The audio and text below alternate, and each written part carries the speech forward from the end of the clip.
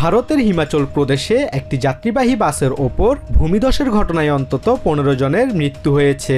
মর্মান্তিক দুর্ঘটনাটি ঘটেছে মঙ্গলবার রাতে বিলাসপুর জেলার পাহাড়ি একটি রাস্তায়। দুর্ঘটনার সময় বাসটিতে ছিলেন প্রায় ২০ থেকে ২৫ জন যাত্রী। স্থানীয় প্রশাসন জানিয়েছে নিহতদের মধ্যে রয়েছেন ৯ জন পুরুষ, ৪ জন নারী ও ২ শিশু। এ দুর্ঘটনায় আহত ৩ শিশুকে উদ্ধার করে স্থানীয় হাসপাতালে ভর্তি করা হয়েছে। ভূমিধসের কারণ হিসেবে টানা বৃষ্টিকে দায়ী করেছেন বিলাসপুর জেলার পুলিশ সুপার সন্দীপ ধাওয়াল। আমরা যে পরিস্থিতি দেখতে পাচ্ছি তাতে মনে হচ্ছে গত ২ দিন ধরে টানা বৃষ্টিপাতের ফলে ভূমিধসের ঘটনা ঘটেছে। এটি প্রধান কারণ। দুর্ঘটনাস্থলে এখনো উদ্ধার অভিযান চলছে।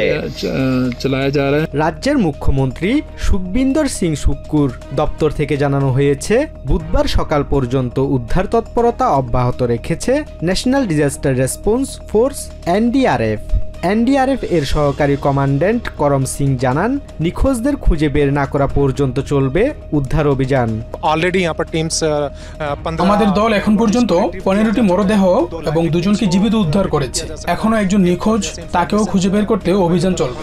ভয়াবহ এই দুর্ঘটনায় পাহাড়ি রাস্তার পাশে দুমড়ে মুচড়ে গিয়েছে বাসটি, আর তার চারপাশে মাটি ও ধ্বংসাবশেষ সরিয়ে উদ্ধার কাজ চালাচ্ছেন উদ্ধারকর্মীরা। এই মর্মান্তিক ঘটনায় শোক প্রকাশ করেছেন ভারতের রাষ্ট্রপতি দ্রৌপদী মুর্মু ও প্রধানমন্ত্রী নরেন্দ্র মোদী। চলতি সপ্তাহে ভারতের হিমালয় অঞ্চল জুড়ে ভারী বৃষ্টিপাতের কারণে বহু এলাকায় বন্যা ও ভূমিধস দেখা দিয়েছে।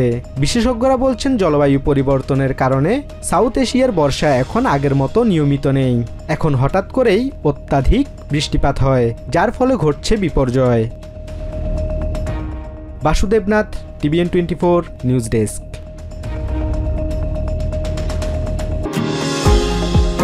নিউ ইয়র্ক থেকে সম্প্রচারিত TVN24 টেলিভিশন বিশ্বজুড়ে বাঙালির কণ্ঠস্বর।